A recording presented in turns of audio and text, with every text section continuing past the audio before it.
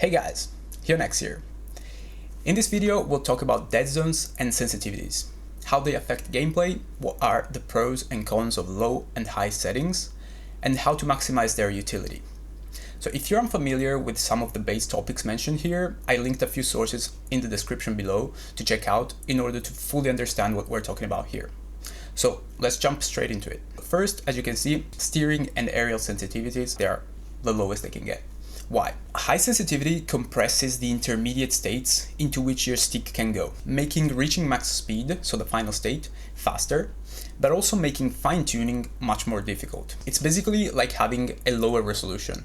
For example, instead of having 30 intermediate states, you only have 20. This is true in general, but it's even more true for analog directional air roll users, like myself and Zen, for example. This is because high aerial sensitivity means that your directional air roll will reach max speed faster with very little trigger presses. So what is analog directional air roll? Well, first, you can check it out in the video that I will leave right there, and I will show real quick. With analog directional air roll, you can just bind your directional air roll to the triggers.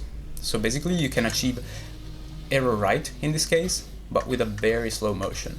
This allows you to do this kind of movement that is normally not possible. It is almost like a yaw movement, but there's also a little bit of roll involved, as you can see here. Very little press. Yeah. This gives you more freedom in the air. This is why many people talk about Zen as if he's on a different level, because he technically is. So we were talking about the sensitivities. When you decrease steering and aerial sensitivity, you will have slower inputs, basically, as we talked about before. But to increase the snappiness of your car, there's another way, using square dead zone.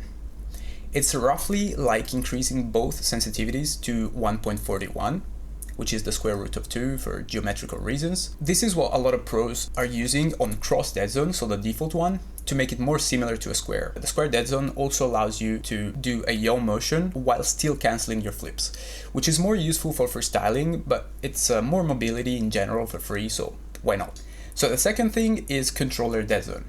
As you can see here, I put mine to 0. So on default cross dead zone, there are 4 areas where your flips become front flips or back flips or side flips, even if you're slightly using different inputs from perfect straight up or down or side stick motion. This setting, if you put it to 0, effectively makes your dead zone become a circle instead, which means that almost wherever you put your stick, your car will flip towards. So usually there's a little area around here where if you flip, you just get a front flip. If you see in mine here instead, if I just point it a bit towards the right, my car is gonna do a slight front flip a little bit to the right. And same with the left. So I have to really put it perfectly straight in the middle in order to get a normal front flip. So now with this controller dead zone put to 0, you can flip at pretty much any angle you want, increasing your car control, of course. And this is especially true and useful for speed flips that require very low lateral component to maximize their speed. Of course, the backdraw of this is that perfect front flips, back flips, and side flips will be more difficult, as I showed before.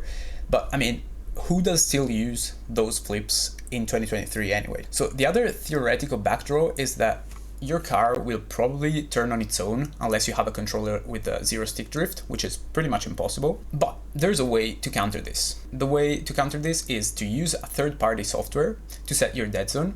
So like if you have a pro controller like me, and you should, the software should allow you to do a stick calibration. So if your stick has, for example, 0.08 movement while idle, it means that it has 8% stick drift.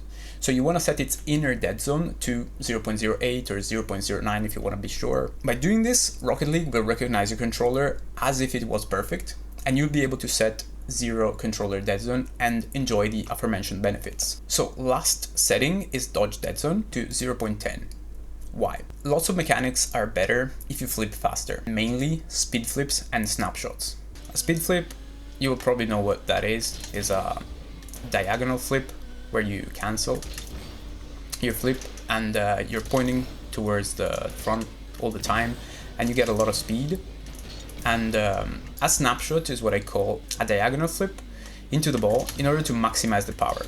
For this, you basically have to speed flip and do it as fast as possible, as you can see there, to generate as much power as you can. Usually that is pretty important on kickoffs, when in 1v1 especially, you land inside here, your ball is right around here, you just need a quick snapshot to go and get a kickoff goal.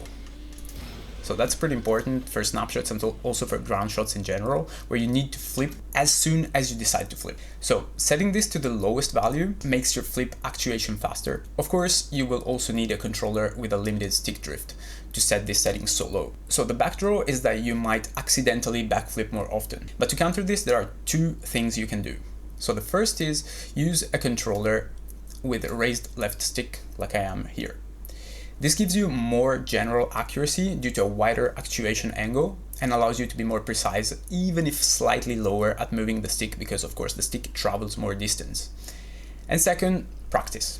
Practice makes perfect. So eventually you'll be able to fully enjoy faster flip actuation without misflipping or feeling slow due to the raised left stick. For example, I went from 0.40 to 0.10 and I didn't really backflip. It's just a thing that you have to practice, and you have to remember that you only have to push 10% of your stick in order to get the flip. So basically this allows you to complete the flip faster and cancel your flip faster and do everything faster, which is better, of course. So yeah, this wraps up the video. So let me know what you think in the comments down below, and don't forget to like and share if you found the information useful. And as always, thanks for watching, and I'll see you on the next one.